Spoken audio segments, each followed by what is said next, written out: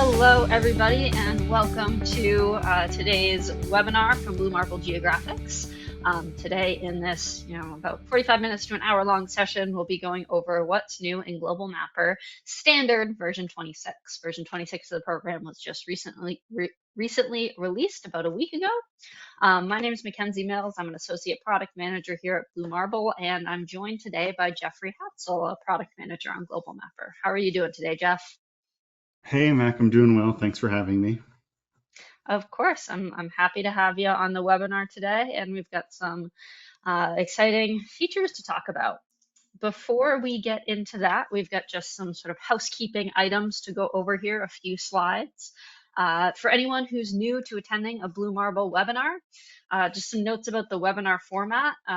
Attendees are in listen-only mode, so hopefully you guys can hear Jeff and I speaking. Unfortunately, we can't hear you if you're shouting questions at us. There is a questions panel in the GoToWebinar interface, though, so if you do have questions, comments, just want to say hi, drop us a note in that questions panel. We'll keep an eye on that and try to address questions as we go through our content during this session. Lastly, this session is being recorded. If you're registered as an attendee, you'll get an email sharing a YouTube video with the recorded version of this webinar to maybe review later or catch up on. The QR code on screen will lead you to our YouTube channel, the Blue Marble Geographics YouTube channel, where you can find previous webinars and many other great videos and resources on the Blue Marble products. We do also offer training on our products. We have a few different training classes coming up. We have applied geodesy and geographic calculator training. So if you're interested in learning about geodesy, maybe that's becoming more important in your work, you can sign up for that mid-October. We have some in-person, in-classroom training sessions up in Calgary for Global Mapper and LiDAR processing training in the beginning of November, and then some online hosted instructor-led training courses for geospatial analysis, terrain analysis, and LiDAR processing. Through all three of those courses, you're gonna get the full breadth of what Global Mapper has to offer. You can visit our website. The URL is down at the bottom of the page here for more information about these training sessions. Keep an eye out for upcoming training dates that we'll be posting for 2025, and to just learn more about the training agenda and curriculum that we'll go through in these classes. If you're new to Global Mapper or Geographic Calculator, any of the Blue Marble products, we do have some introductory self-paced training available. This is free and it is on our online classroom site. You can access that from the link at the bottom of the screen as well, or if you want to pull out a device and scan the QR code I've got on the slide here, we'll lead you to some of that self-paced training as well. We also have academic programs. So if you are teaching at an accredited university and you're interested in using Global Mapper Pro, and or Geographic Calculator in the classroom to help teach some principles of geodesy or geospatial analysis, please reach out to us. We've got some deals on academic licensing in certain areas of the world, and an academic curriculum that includes in-depth labs with some step-by-step instructions and open problem-solving questions that help teach GIS using Global Mapper Pro. So you can find more information about that on our website as well. Again, bluemarblegeo.com, academic-programs. And if you're interested at all in learning more about the academic curriculum or academic licensing that's available in your area, please reach out to us. You can do that through our website as well. And with all of that taken care of, our housekeeping and updates, at the beginning of this webinar, we're going to move into what we'll be talking about for the next little bit, the new features and updates in Global Mapper version 26.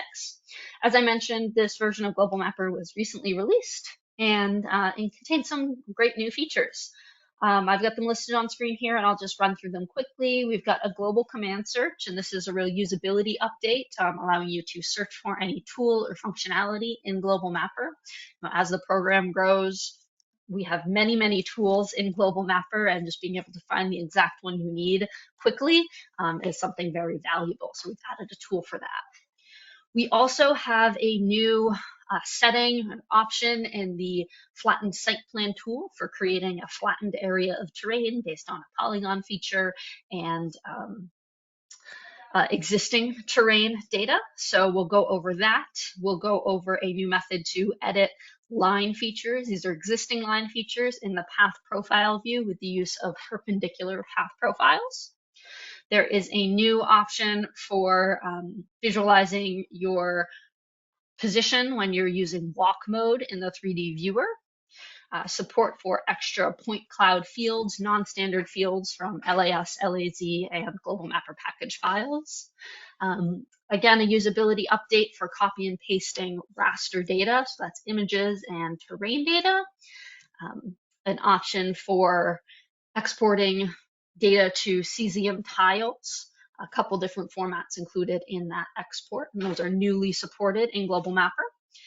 And then a few updates to streaming online data into the program. So a new source from T-Carta showing marine basemap data, and a slight change to the online data sources dialog for connecting to online data sources in Global Mapper. So with that quick explanation, I think I will dive right into Global Mapper here and start with showing and talking about the global command search. So I brought up Global Mapper. I've got a blank workspace here, and the global command search is a floating dialog. It can be accessed from the file toolbar up where my cursor is in the top left corner. The file menu, about halfway down, open command search. And you can see here we've got a keyboard shortcut as well. So when your main view of Global Mapper is selected, you're looking for a tool, you can use Control F. Just did that on my keyboard, and it brings up our new search toolbox. Floating pane window. This is a dockable window. As I move it around, we see these docking arrows pop up on the interface. And this is an organized list of all the tools and functionality in Global Mapper. So we can see they're organized in some expandable folders.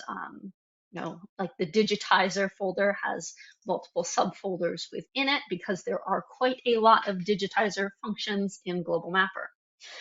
As we're looking through this list here, we're seeing that some of these entries are listed in bold, some are not, and that's letting you know, just cueing you into what functions are available or applicable to the workspace and data that you have currently loaded.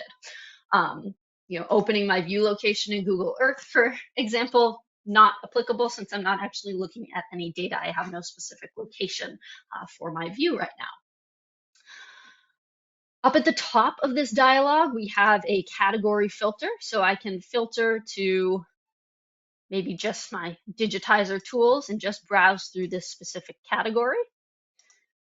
And above that, we have a filter search. So I can start typing in a search term, starting the word terrain here, and I'm getting all of the results. All the tools that are connected to terrain editing, terrain analysis have terrain in the name.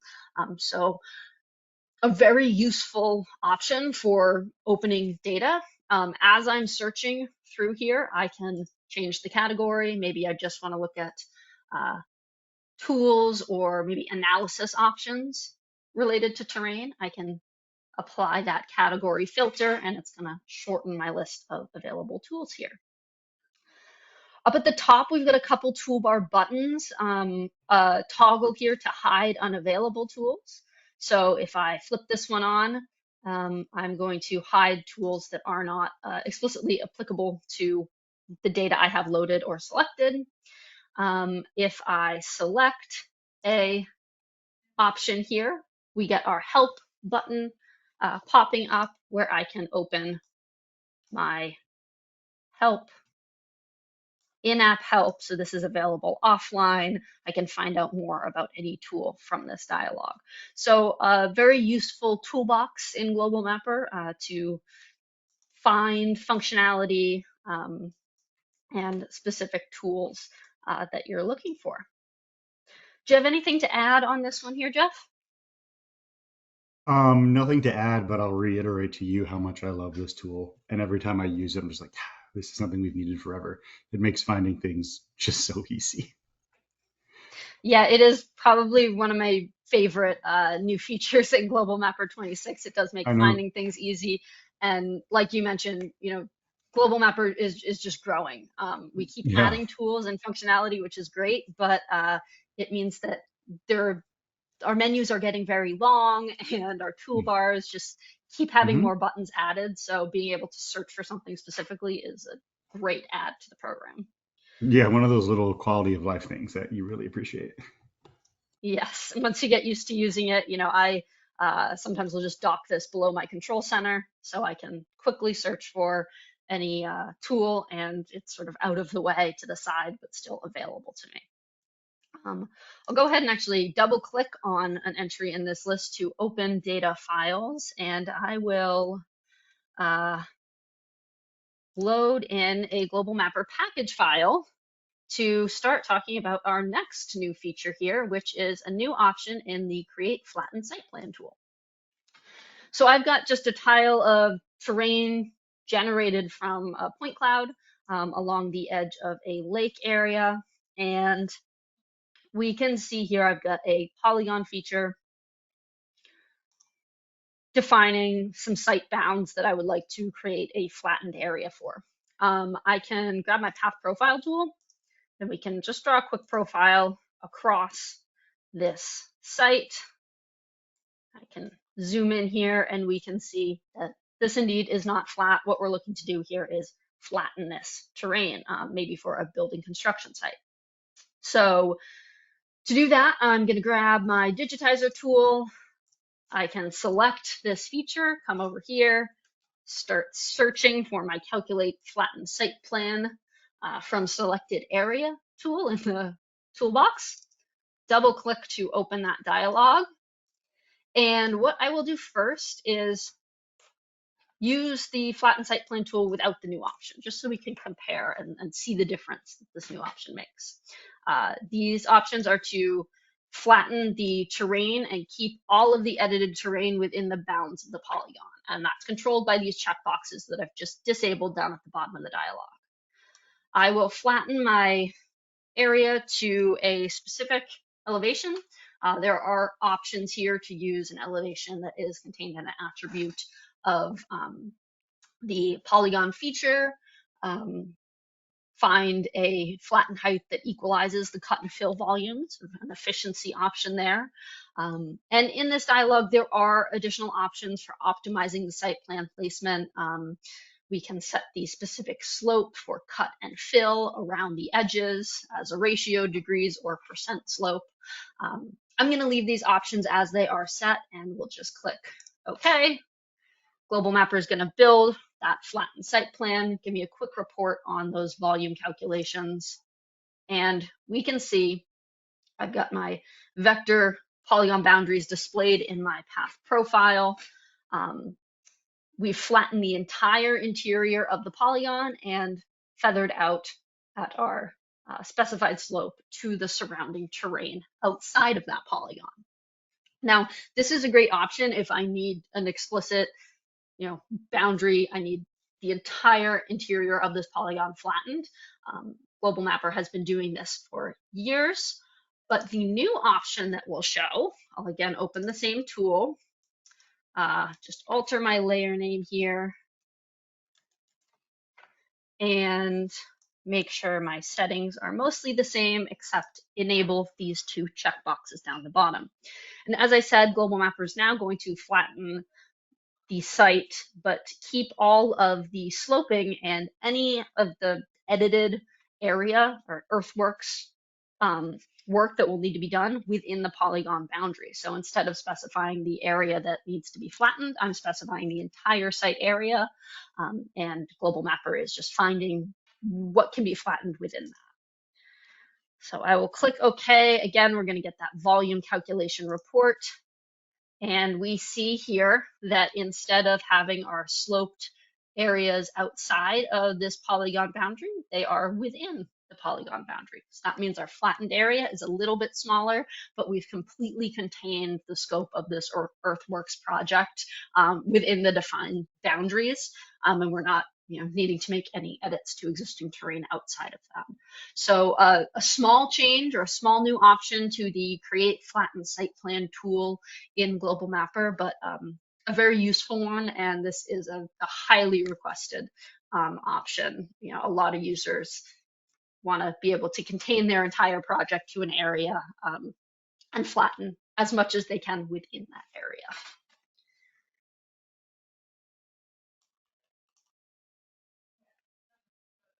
With that, I think I'll move right along to our next feature here, and that is going to be another terrain involved option where we're going to be using the path profile tool. I will bring up another workspace where I have some line features and a terrain grid. So this, if I zoom out a little bit, is a lake area. I've got some line features for the edges of the lake, outlining the main lake feature and the islands as well, and then line features for the roads. Now, if I select this particular line feature, we can see a few things. I've got an option here to show the vertex points when I select the area or the line feature. And we can also see at the left of my screen, I've got a green vertex, and down at the other end of the line, we've got a red vertex, and that just clues me into the direction that this line was created. So lines in GIS data are directional, and we've got our start with green and end with red points. Now, what I'm going to do is adjust the geometry of this line. Now, of course, I can do that by selecting individual vertices, choosing to move those vertex points in this top-down 2D view. But since I have some terrain loaded and I want to align these points on the more closely to the center line of this road that we're seeing flattened in the terrain, I can do that with a new line feature editing option using the Path Profile tool. And this will allow me to edit the positions of those vertex points in relation to the terrain layer that I've got loaded here. So to start with this, I'm going to, again, select the line feature. From the digitizer tool, come down to analysis measurement, and I'll generate a path profile along this line. So this is now showing my path profile from the start of the line to the end of it, this particular section of road. And we have a button that's been in the path profile tool for a little while. It can be used to extract areas and lines, to do some new feature creation, some digitizing in the profile view with the use of perpendicular profiles. But we've added an option here to edit the line feature that I have generated this path profile from. So I will click yes to edit this line feature. It currently doesn't have elevation per vertex elevations. In order to display these vertex points in the path profile view, I'm going to need Z values associated with them. So Global Mapper is going to walk me through adding those elevations. If they're already present, you won't be prompted for that. And then I'll be walked through creating a set of perpendicular path profiles. So I can set the length of each perpendicular profile. I'll set this to 50 meters. Click OK, and we see our view change. Now, perpendicular path profiling in Global Mapper is not something new, but I have created a perpendicular profile in this series at every vertex point along my original line feature. I can view the vertices of this line feature, and we see along that yellow highlighted line, we've got a perpendicular profile at each location. I can use these arrows in the UI to move through that series of perpendicular profiles. I can also use the arrow keys on my keyboard or this slider in our perpendicular profile feature editing dialog, which just shows us some basic information about the feature that we're working on. Now, say I get to a perpendicular profile where I want to move this vertex point. So this is an existing vertex. I want to move that up, sort of position it more so on that flattened area of road. I can place that exactly right on the terrain using my mouse wheel to scroll in and out in the profile view and move on to the next cross profile. Now I've moved this one vertex, and in the top-down 2D view, we can see the highlighted yellow line is the original geometry, and we've got a dashed line with a new vertex point showing that is the edited vertex location. So that's where I've just moved that vertex point. And I can continue down, going through the different perpendicular profiles in this series, moving points as I see fit, and we're going to see that changed geometry reflected in the 2D view. Now, when I click Save Feature, that line is going to go from dashed to solid. And once that is saved, I can close my perpendicular profile editing dialog to exit that perpendicular profile editing.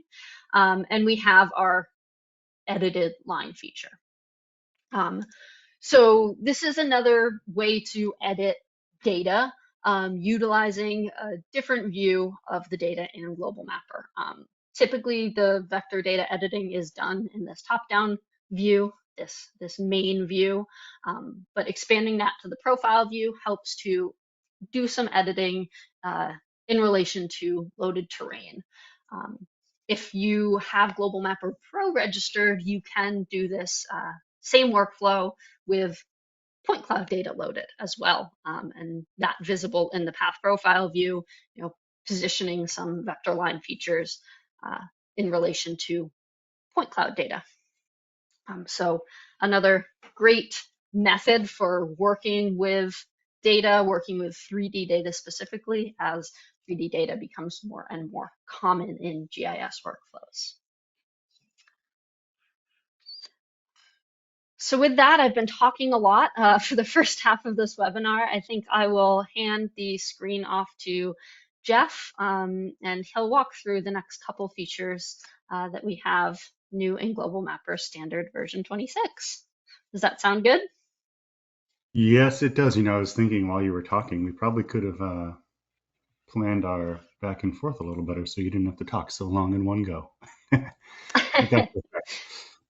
Yeah, hopefully the people aren't sick of hearing me talk. Hopefully they're interested in the features that we're showing.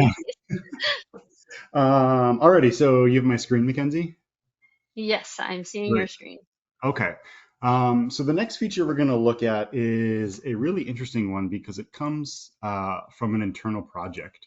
So we do these little group projects every year where we get together and basically random teams across departments, and our goal is to create something. Doesn't necessarily have to be software based, doesn't necessarily have to be even in Global Mapper, but there are times where teams make tools that are geared towards Global Mapper or other products, and this happens to be one of those. I think it's actually, correct me if I'm wrong, Mackenzie, I think it's the first one that we are including in Global Mapper from one of those internal team projects. I think it is. Yeah. This was a great project, and depending on the scope of work, some projects are more in the idea stage, and some are sort of code that's ready to be incorporated in the program, and this sort of fell into that latter group. Yeah, I'm still pushing to get my own projects in there, and you'd think I'd be able to pull that one off. But anyway, what we're looking at now is functionality called You Are Here. And what this does is this brings a little more context to the link between 2D view and 3D view. So I have a terrestrial LiDAR scan open here, both in 2D view and 3D view. And what we're seeing our users do much more frequently now that we're getting, high density, uh, terrestrial or, drone-based LiDAR where we're getting really good representations of the ground is utilizing 3D view and its walk mode to navigate our data. Now, very often someone is animating this. Maybe they're making a video that has been around in 3D view for a while. But walk mode, I can navigate. Let me get my keyboard on here. There we go. I can navigate with my keyboard controls just like I'm walking around in a video game. The new functionality, You Are Here, pairs this now with 2D view.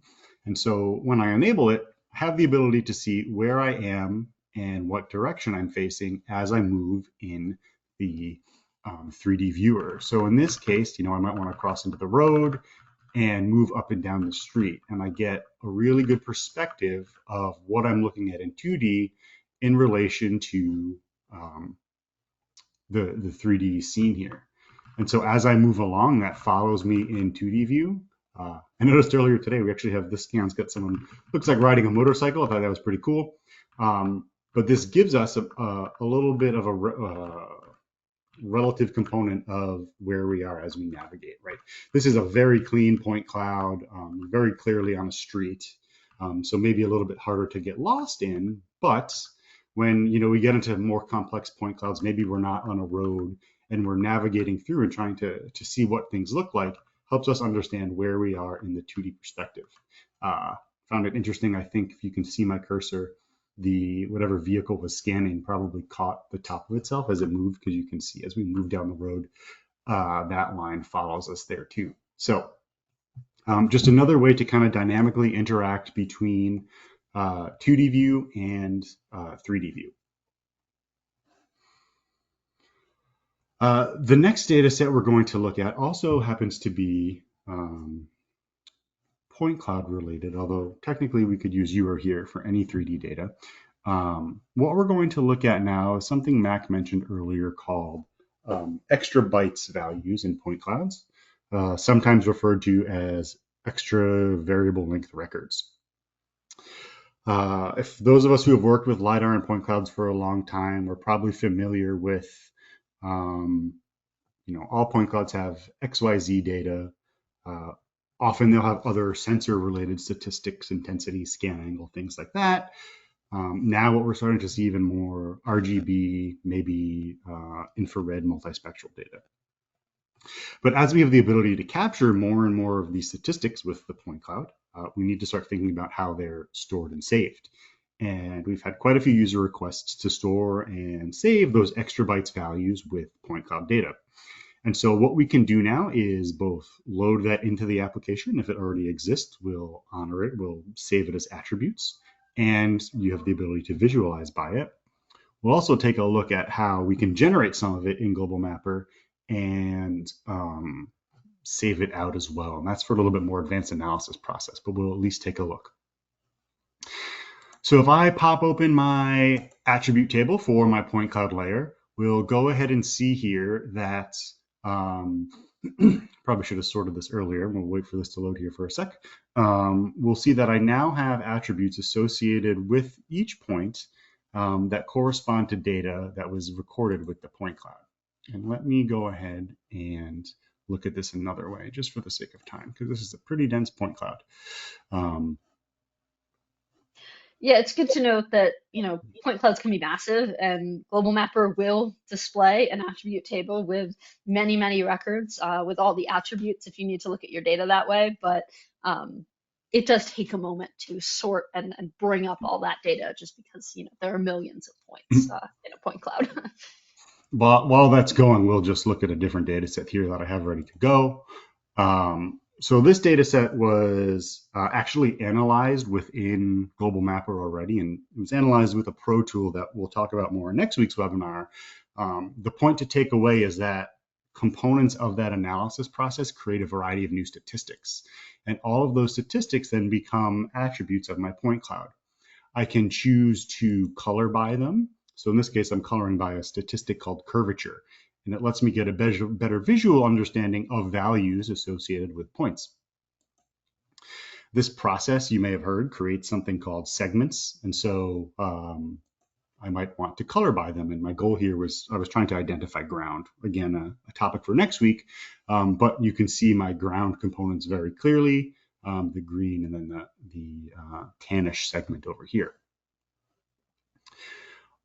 All of that does get retained as an attribute. So rather than loading the entire table, we'll take a look at just one specific data set.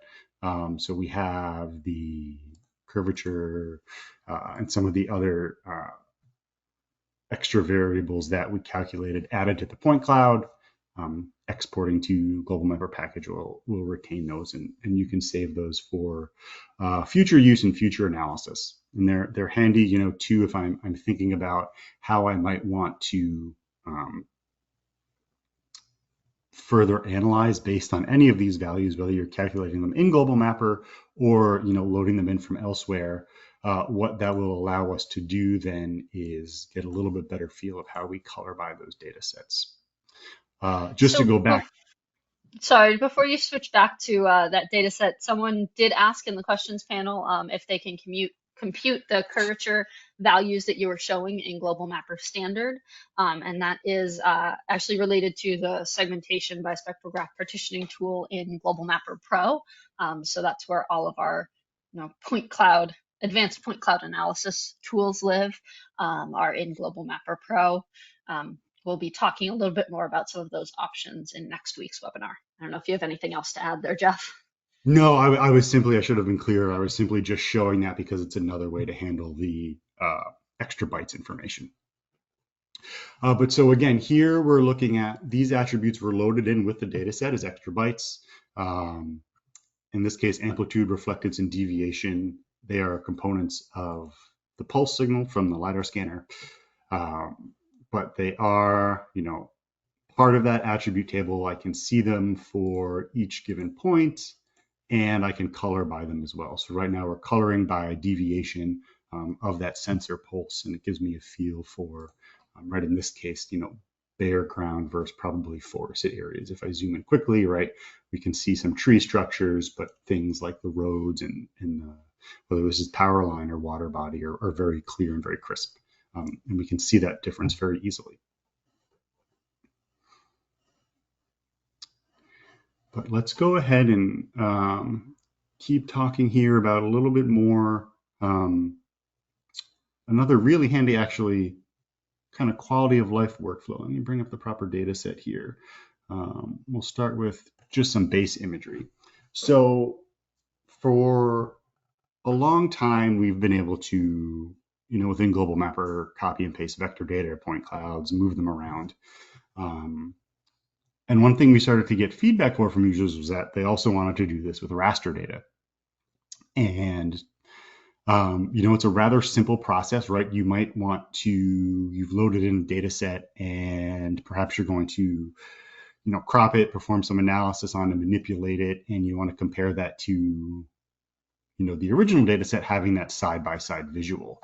And it's as simple as, you know, selecting the layer, and then I simply did a Control-C, Control-V on my keyboard, and now I have two separate layers for that same data set, one being the original, and then the copy that currently just lives in my workspace.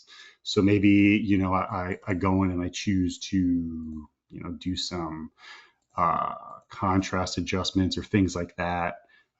Maybe I want to do some cropping or whatever the case may be. As I do that and change my new layer, my source layer would still remain the same, and I have it to compare to. That might be useful with the image swipe tool, or however you may continue working with that data down the line. The great thing is that this is not just restricted to imagery, but can also be done on raster data. Terrain raster data. And I can bring data between workspaces. And it'll take a second to copy over from one workspace to the other, but we'll see that that imagery layer has copied here.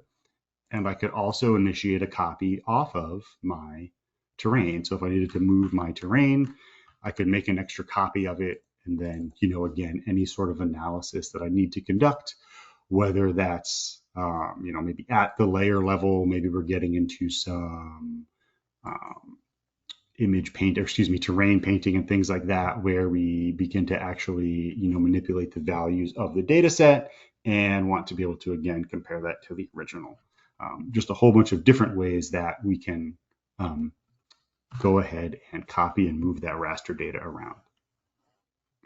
Anything you'd like to add to that tool set, Mackenzie? This is just another, like, as you said, sort of quality of workflow update in Global Mapper, and one that I find myself already using all the time. Specifically in that workflow where you mentioned, copying a terrain layer, duplicating it in a workspace, maybe something generated from a point cloud, in order to do some small edits with the terrain painting tool, and then I can, refer back and compare, see what I've done to change that data right within my workspace. So again, a very useful update, sort of a common sense thing that we've added to Global Mapper. Yep, absolutely. And so I think the last thing we're going to talk about here is exporting data out of Global Mapper and some updates to that process. If any of you work at all with maybe hosting or storing data, the geospatial data on the cloud, I'm sure you've heard and are familiar with Cesium. Cesium is a cloud-hosted both data viewer, storage. They have their own formats, etc. There's the free, publicly available Cesium JS that can be developed, and then they have their own proprietary hosted stuff as well. And given the popularity of cloud computing and the amount of requests we've had, we've gone ahead and added support for Cesium format export support out of Global Mapper. So I don't have anything incredibly flashy to show you, since we'd just be creating a new file. But for point clouds, vector data, and meshes, all of that can now be exported. So for example, if I'm working with a point cloud, right, I can export it, and one of those options will be to the Cesium 3D tile format. That's the format that holds point clouds and can be uploaded to the Cesium web format. Same would go for a mesh. So I have this is just a basic mesh feature here I made from that point cloud. Again, right, and these guys will also go to 3D tile sets. The other Cesium format you might be interested in would be, let's turn these guys off, would be, I believe it's called Cesium Terrain, and that's just how they hold terrain tiled data for cloud viewing. Raster support would just be exporting to a raster format that Cesium supports, and you could upload it, and then they handle the conversion on upload. But otherwise, vector data can be handled this way too. And so just a way that we were able to kind of keep that idea of Global Mapper kind of being the Swiss Army knife, supporting large amount of formats, growing and continuing to allow our users to work with their data as they need to, getting that Cesium support into the application. Okay, I think that's about all I wanted to discuss. Mac, do you want to take over again for us? Yep, I will grab the screen back and talk about our last couple new features here in Global Mapper Standard. As I'm grabbing the screen here, I just wanted to tack on to that Cesium format support that this again is coming from a user request. Jeff mentioned that Global Mapper sort of has a reputation of the Swiss Army knife just because of the interoperability and extensive file format support. We are always trying to add as many file formats as we can to the program. So if you've got geospatial data that you're trying to load into a program or convert from one file format to another and something isn't supported, reach out to our technical support team, ask us about it, because we'll either point you in the right direction of, maybe it is supported and it's just a little bit harder to find, or, it's something that we are interested in adding to Global Mapper. So with my screen shared now, we're back at our new features and updates list, and we've gone through most of this list so far. The last two options have to do with the online data tool in Global Mapper. So this is a tool for connecting to and streaming in online data from a variety of available sources. So the first bullet here is the a new online data source for a global marine basemap, and this is data from tCarta. I've got just a slide here showing what this data looks like. It is the blue shaded marine basemap for coastal and ocean areas. I've got just a little bit of imagery coming in the corner of the image to fill out where the, of course, marine data falls off as we hit land. And this is high resolution shaded relief basemap data provided by tCarta and able to stream directly into Global Mapper. So we can take a look at the tCarta website. This is the company that's providing this available online source to stream into Global Mapper.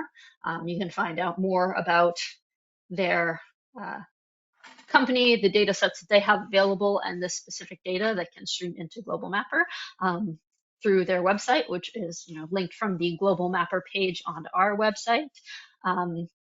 And again, this is an online source that would stream into Global Mapper for the area that you're interested in, whether that's the global bounds or something more local to a project. And so the last option, or the last new feature on our agenda list for this webinar, is the other updates to the online sources or connect to online data tool. So this tool again is available from the file menu, from the file toolbar. You can find it in the global command search, or if you're opening a new Global Mapper instance, we've got the big online sources text button here. And when I click that button to open the Connect to Online Data Source tool, we are met with a smaller dialog than you might expect if you're a user of this tool in previous versions of Global Mapper. We've split this dialog into two steps. So the first is where we're selecting the source. We also have that source list management down the bottom, adding new sources, maybe removing custom sources, and some other options. And the more exciting, again, usability update to this dialog is the search sources option. So I can start typing in a search term like tCarta to find our new global marine basemap, and the list filters to sources that match the name, or sources with a name that matches the search term here. I can do the same if I'm looking for open street maps, and that's under the worldwide data folder. I can see what folder that would be in if I'm just browsing the list, but also allows me to easily select this source. I'd select the source, click next, and that's where we are getting the second half of this dialog, or this process to stream some data into Global Mapper, where we are able to set the bounds for the data that we want to stream in, and then some display options, whether we want less detail for a little bit faster streaming, more detail in the streamed tiles, the bounds of the data that we want to stream in. All of these options that we're seeing now were existing in the previous version of Global Mapper. We've just reorganized this data, this tool for streaming in data, to try to make it a little more intuitive to use, easier to use, where you select your source first and then you decide, all right, this is the data I want. Where do I want this data? Once I've filled out these options, I'd click connect and data would stream into the Global Mapper interface. I'm not going to do that right now just because it is streaming online data, and that usually takes a moment, and especially with me running a webinar here, eating up quite a bit of my bandwidth. So that's the last update that Jeff and I wanted to talk about. That's new, or big new features in Global Mapper Standard version 26. There are many other smaller fixes and updates in the program. So if you're not using the current version, version 26, I definitely recommend you download or update to that version. Speaking of which, I'm gonna come back to our PowerPoint here and just touch on how you can upgrade to the new version of Global Mapper. So of course, you can download the new version from our website. I've got the URL there to download Global Mapper. And then if your order is in current maintenance and support, meaning you've purchased the new license in the last 12 months or renewed maintenance and support in the last 12 months, the last year, your order should be able to license version 26. Over on the right side of this slide, I have our license types outlined. So if you get a single user license, whether that's node locked or a movable floating single license, you should be able to license right in the Global Mapper program through the license wizard, the license manager, using your current order number. If you've got a USB dongle key or a hosted network license, you will need to reach out to our licensing team to either receive an update file for that dongle key, that USB dongle license, or a new network license file to throw up onto your network license server in order to support this latest version. So if you're interested in some of these new features that we've gone over in Global Mapper 26, we definitely encourage you to download the version.